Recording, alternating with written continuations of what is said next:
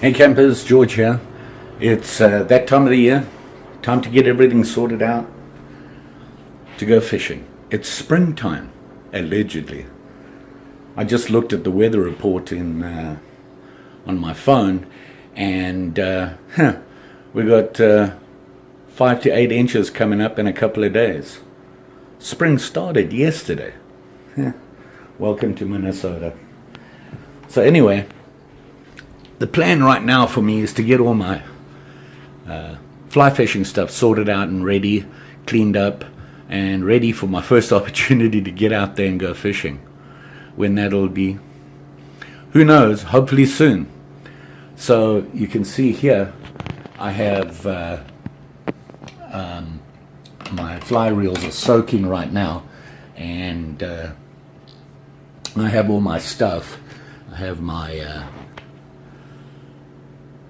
line butter, clean up the line, and I have some reel butter, which is basically a grease that I'll use to grease the inside of my reels and make sure they're all running smoothly. Before I do that, I clean them and everything. Obviously I've taken the lines off my reels and letting them soak. They've been soaking for about an hour. What I use is some dish soap and some water, very little light dish soap, and just let them soak so that I can get the grease and oil and all the grime off of them.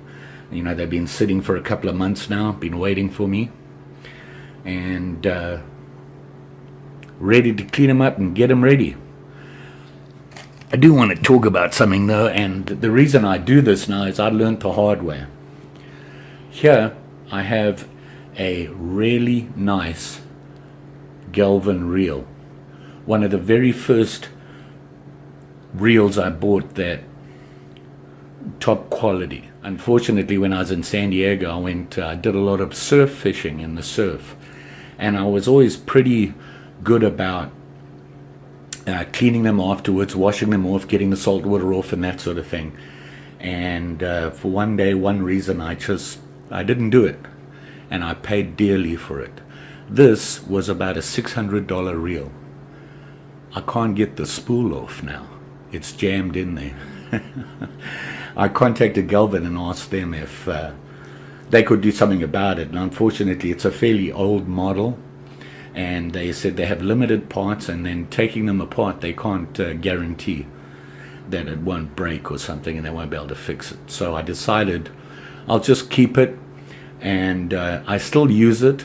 Obviously, I can't get the reel off, a reel apart, but I can still put fly line on and that sort of thing, and the brake works fine on it. It works pretty good. It just doesn't come apart.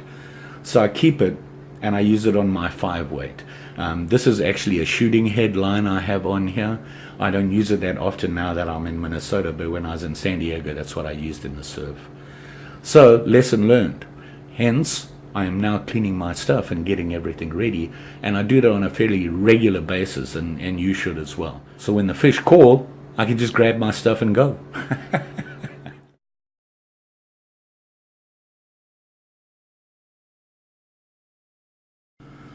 So here you can see I have my reels soaking.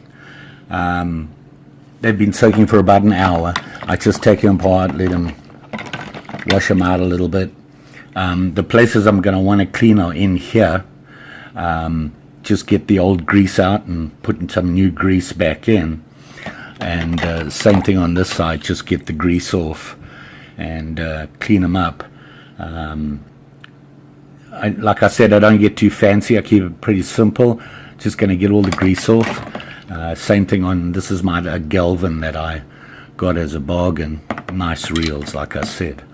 And same thing here, just clean all this off, get the grease off, make sure everything's nice and clean, the gear's working, not the gear, sorry, the brake, that sort of thing, just get them all cleaned off. So what I'm going to do now is take them out and wash them off in some just clean water.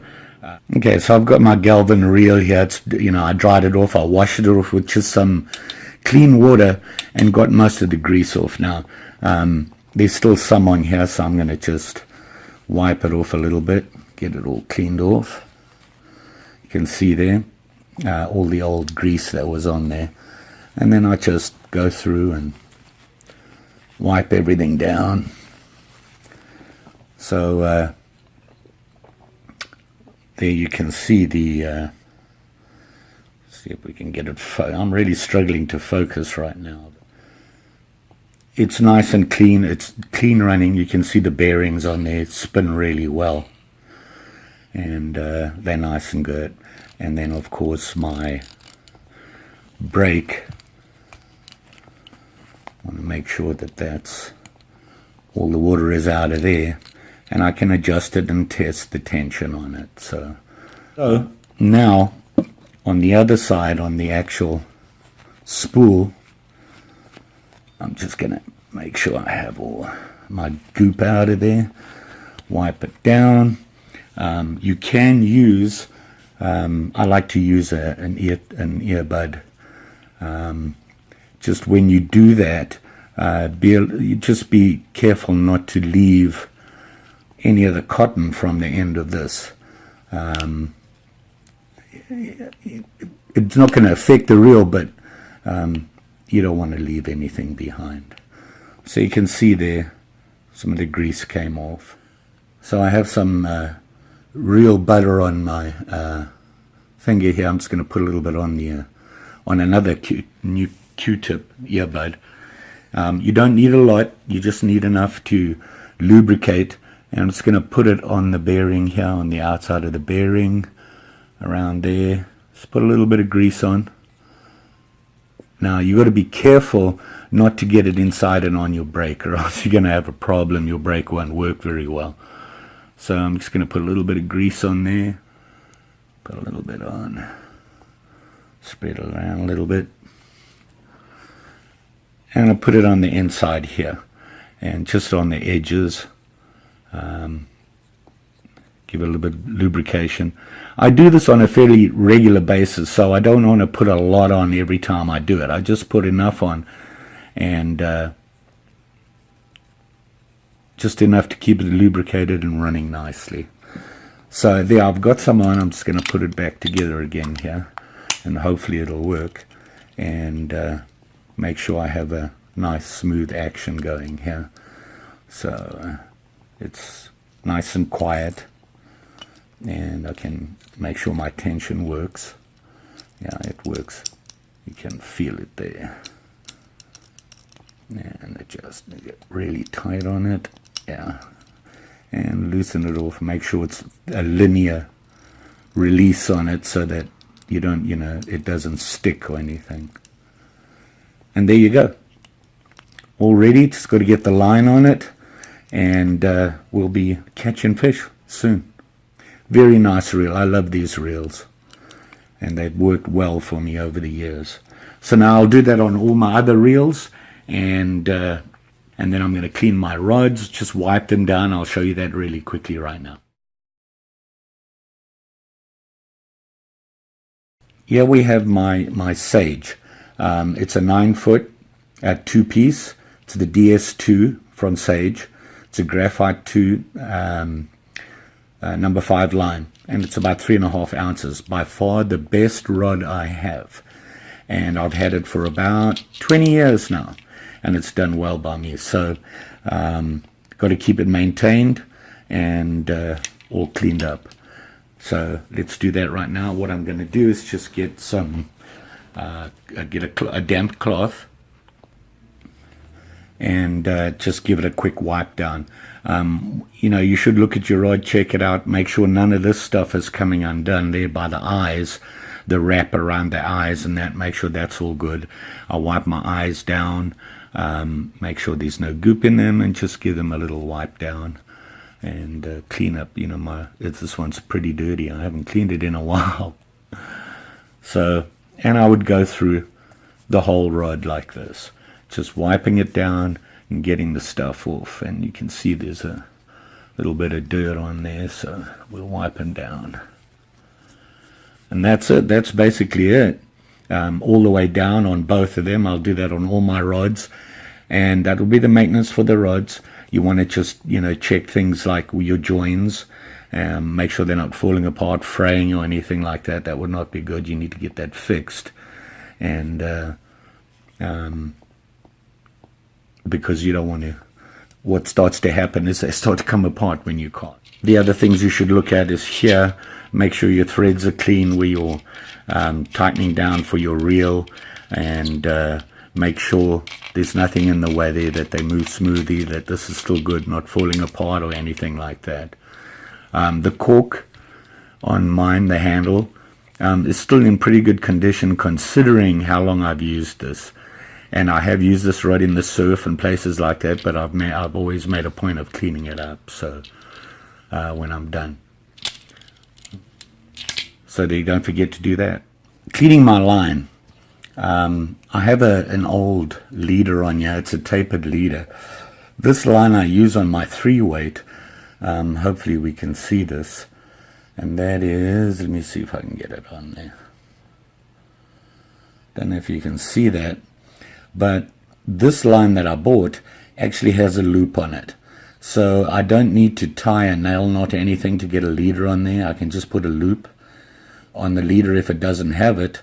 And then it's really easy to put on.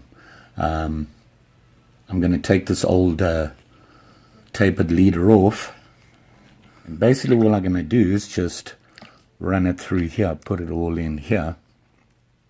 And I'm not going to show you the whole thing because it takes a little bit and be a waste of your time, but I put it in there, rinse it out a little bit, and then I have a little pad somewhere right here that I use, which has foam on one side and it's a little rougher on the other side. I use the foam side, and all I'm going to do is just run it through my line. Run my line through it. So I just put the line there and strip it back and get all the goop off. A lot of the places I fish, the water's dirty and you can't really see it there, but there is some goop on there. And I just run it through there and get it all cleaned off and nice and smooth again. Once I've done that, then I'm going to take my line butter, put a little dab of it on this cloth, which is a microfiber cloth, and do the same thing again through the whole fly line. Just pull it through and get it all buttered up. It makes quite a difference for me. It really made a big difference on my distance casting. I had less drag on my eyes on my rod, and it really helped. So I do that as well. So that's what I do on all my line. And then of course I'm going to put the backing back on, put it back onto the reel, and then I'm going to put a new leader, a tapered leader on there, so that I'm ready to go.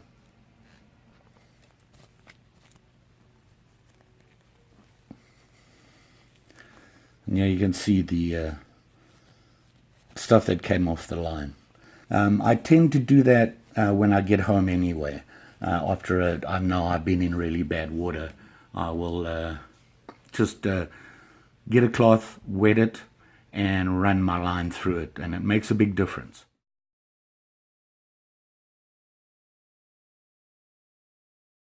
Okay, what I'm going to do now is I need to put my, I want to put a leader on.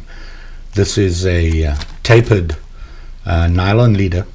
It's a 5-pound 9-foot, and it's a pack of 3, 5 times.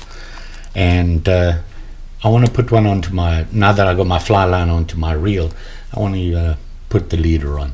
They are looped leaders, so obviously if I was using the other line, I would just use the 2 loops to put them together. But this one, I'm going to have to use a nail nut.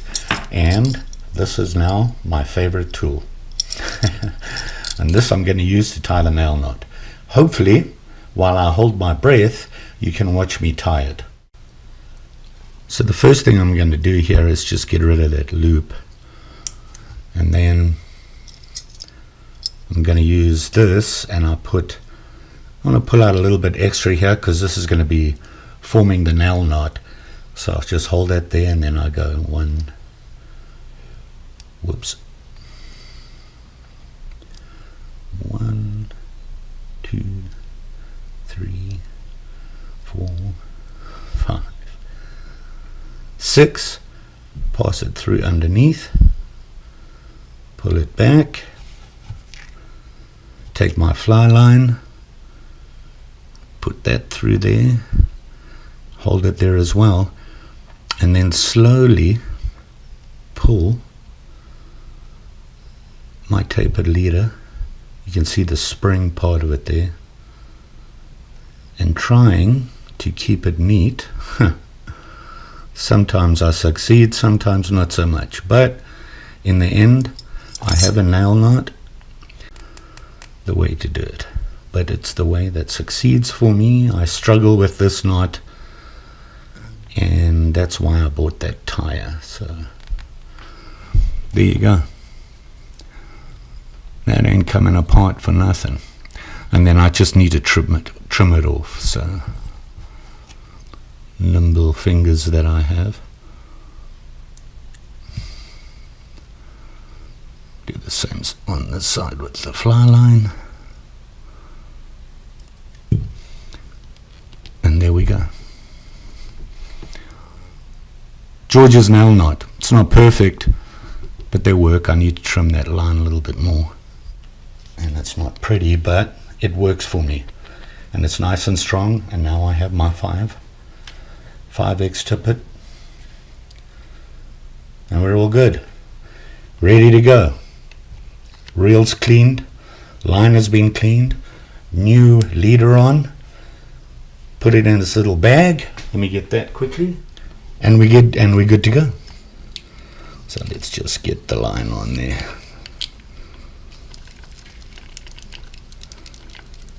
Listen how smooth that is. Put it away, and now we wait for the sunshine and the fish. Not perfect. I am a hacker. I'm self-taught, so bear with me there to keep that in mind. But I just want to show you how I prep for the new season. Campers, hopefully I've inspired you to get out there and check your stuff out. Make sure that everything is ready so that when the big day comes, you're going to hit the road. I don't claim to be an expert at this, but that's how I take care of my stuff, and it seems to work for me. I'm sure you all have your ways. If you don't, you need to get one. And look after your equipment. It'll last longer, and it'll give you some good results. So there you go. My fly fishing stuff and how I prep. Hopefully, you learned something. Don't forget, like, share, subscribe. Yeah, you know the story. And hopefully we'll see you on the water, catching some big fish. Just saying. Bye.